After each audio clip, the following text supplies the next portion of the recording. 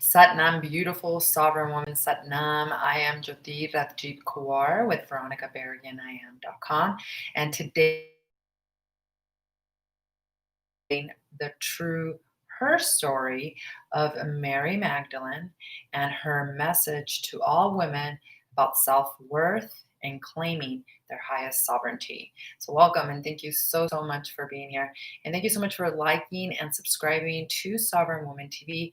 By subscribing, you will be notified every time I go live with spiritual sovereignty videos, helping you heal body, mind, and spirit holistically and awakening spiritually. So thank you so much for being here. So one of the things that I've devoted my life to is really being able to tell the true story, her story of the goddesses, the saints, the spiritual warriors that have lived throughout the ages that aren't necessarily being told. And Mary Magdalene is a perfect example. Mary Magdalene's gospel was actually left out, completely torn out of the Bible. And years ago, the gospel was actually found, and the first 7 pages were missing. It's interesting because 7 is the number of the powers that Mary Magdalene talks about that later dogmatic religions turned into demons. And we'll talk about those powers a little bit later. But first, let's talk a little bit about the significance of these 7 pages that were missing and the first page after that of what Mary Magdalene actually asks Jesus. So Mary Magdalene asks Jesus, do we see through our soul or do we see through our spirit? And at that point, Jesus then responds, a person does not see through their soul or through their spirit. A person sees through their mind. And Jesus was not referring to the mind. When we think about the mind, the thought, the monkey mind that just goes crazy with the emotions and thoughts and programs and things of that nature. Really, what he was talking about was mind is a Greek word that means nous, Nous, and it comes from the Greek language. And what this means is it's the eye of the heart. So what Jesus was referring to was the eye of the heart that really is what perceives this existence, this reality. And when Mary Magdalene took that upon herself to understand that, I truly do believe that those are the first 7 pages, that the reason the first 7 pages were missing from the gospel and we still haven't found them was because, in essence, what it would say is that we see the divinity of God through our heart, through this incredible, powerful technology that we have within us, and that means that nothing can hurt us, nothing can stop us. We literally are sovereign beings because the external world, in essence, is an illusion that will only put us into states of consciousness that tell us the opposite, that we are separate, that we are not conjoined or always in connection and communication with divinity herself. And so Mary Magdalene was the vehicle that Jesus knew would be able to carry on his teachings. And he saw Mary Magdalene as equal. And quite honestly, he knew what was to come with his life. And he actually knew that a disciple would be betraying him. Remember, if you guys all remember that?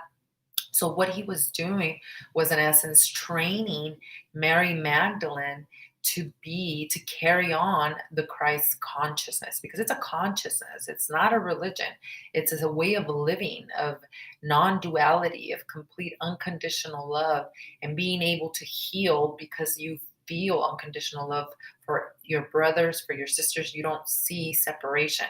And there's another really crazy story that's not even true about Mary Magdalene. And that is that she was called a prostitute. And in 1969, the church had to make a public statement stating that she was never a prostitute and that they had to take that back. The reason they said that was because, of course, making her a prostitute would make her less powerful because you would look at her wrong. But in essence, she was never a prostitute. She may have had a connection with Isis teachings, which a lot of people talk about the Egyptian goddess Isis and her teachings of tantric sex, which has nothing to do with some weird, crazy stuff that you see here now in this world. It literally means enlightenment through sex, and it's sacred and it's pure and it's something that you have to learn and integrate. And there may have been some teachings that connected Mary Magdalene with Isis's teachings, but she was not a prostitute. And they literally had to make this public statement about that. The church did, which is another reason why they left out her gospel. Her gospel was left out, the first 7 pages missing. Why? Because the patriarchy wanted to portray that only a male could ever become enlightened. And that's why we only see the stories of males who have become enlightened, and we don't see a lot of the stories of the women, of the saints, of those that had the same equal powers as Buddha, as Jesus Christ. But here's the beautiful part. Jesus Christ recognized that in her. And the only reason that Jesus Christ recognized that in her is because she recognized it in herself. And one of the biggest teachings that Mary Magdalene teaches us is that she calls these things that we basically are moving through in this life, she calls these things powers. And she calls them 7 powers. And these 7 powers show up as emotions, as the consciousness, state of consciousness of the human being that we must transcend in order to achieve enlightenment, atonement, in essence, to really move into 5D, if you want to call it that, into the highest consciousness possible in this body without having to leave this body. And so the 7 powers are a combination of like darkness, desire, greed, those words that particularly, especially as women, we don't want to accept are in us. Later, through religious dogmas, these powers were then called demons, but she never saw them as demons.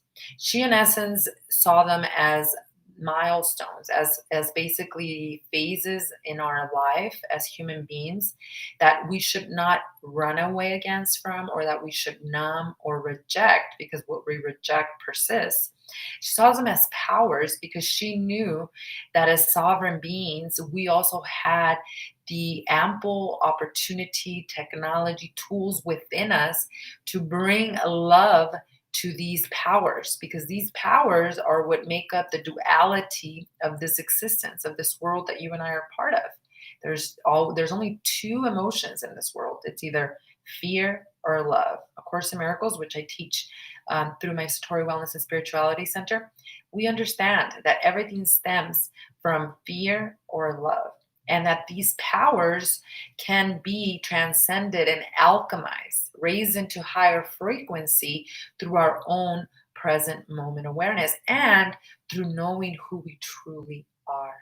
And because she knew who she truly was, Jesus recognized this in her and recognized that the Christ consciousness would be then shared through her vehicle, which is exactly what happened after he was actually crucified. Mary was the very first woman, or the first person, to see Jesus. And it makes sense, because for a long time he was already training her, and he was training her how to communicate with her through the heart, not through the physical body, because he knew his physical body, he would have to transcend that because of the crucifixion. So he knew that she carried this power within her, of self-love, of knowing who she was, of compassion and forgiveness, and not rejecting any part of her, and that that's the only vessel and consciousness that would be able to take these teachings to the next level. And so we as women, what do? We suppress our emotions. We deny that they're here. We don't want to feel this emptiness of desire. We don't want to feel our own darkness. We pretend we don't have shadows. And quite honestly, a sovereign woman doesn't have any shadows because she knows her shadows. It doesn't mean that they're completely gone out of her subconscious mind, but she knows, she's so self-aware, and she's so aware of the program that she knows how to maneuver around them, or knows how to alchemically alter them so that they could change, so that they could transform. And the only way to do this is not by rejecting any aspect of yourself, not by saying that's not in me or I don't want it in me. It's by getting curious and covering those emotions with love, covering those situations with present moment awareness, not enabling, present moment awareness, a stable enough nervous system so that you could respond and not create more karma. Because every time we respond to the duality of fear, of not accepting something, we're creating more energy of it, which and then will come back as lessons for us to learn more and more and more. So, really, when you get to the root of all of this, what Mary Magdalene is here to teach us is that we must accept ourselves fully. We must become fully self aware of our powers so that we can basically bring love to them, awareness to them whenever they do show up in this world, because they will. This is a university. We're all here to learn and graduate. And the only way you learn and graduate is by going through it. You cannot heal what you do not feel. So Mary Magdalene teaches us self-acceptance. She teaches us to go right into the power instead of rejecting it. And she teaches us to carry ourselves in the highest form of self-worth, where we ourselves will be the savior that we need and that we're looking for, but also will be that frequency for this entire world. As women, we are the only ones that are going to be able to stop the third world war from coming. And the only way we can do that is by doing the inner work, meaning moving, going within, sitting with your emotions in present moment awareness, even if they feel ugly and horrible, and learning how to process that energy, learning how to create new neural pathways in the brain. Biophysically, what we're talking about here is neuroplasticity of the brain and being able to create new streets that'll not help you numb or reject that aspect of you, but in essence, allow you to travel through higher perceptive reality of the situation, of the power, so that you can in turn create a new street that allows you to accept it, that allows you to basically alchemize it. A miracle is but a shift in perception. So, what we do by doing the inner work, which is what I teach inside of Satori Wellness and Spirituality, energy work, because emotions are energy and motion. When we start to connect with this type of sacred work, what happens is that we start to experience a whole new reality. We start to create miracles in our life. And biophysically, we start to heal. We heal the brain through neuroplasticity. We heal our nervous system by doing the inner work that enables us to function and understand the science of our glandular system, of our nervous system, all those things that didn't teach you in school. Very easy to understand and put together so that you can function as the highest version of yourself in full acceptance of all of your powers, and also in readiness as a sage and readiness as a spiritual warrior. Because this world will serve as duality, especially as it's doing right now. But in essence, you have to understand what battles are yours to pick and which ones you're going to go right into so you can transcend them. So Mary Magdalene's story teaches us a lot about our own self-worth, teaches us a lot about our own sovereignty, and how we too can follow that path and live in our highest potential in this body. We don't have to wait to reincarnate as another goddess or as somebody else. In this body, learn to accept ourselves fully. So what I did is I created this roadmap for all of you.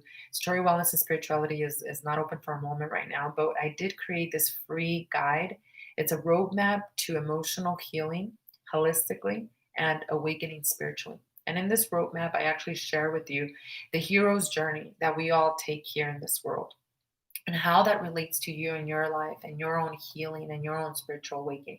I also give you a snapshot of my own personal story, the journey that I took energetically to heal from an addiction to alcohol, to heal my relationship with my mother, and to heal my marriage, my relationship with my husband. So I'm going to put the link below in the description, and you can click on the link and just feel free to download that complimentary guide. It'll set you on the right path towards your own personal journey of self-worth, of sovereignty, and healing. Healing yourself, therefore healing generations that came before and after you. All of us have the same power and the same incredible sovereignty to live like Mary Magdalene.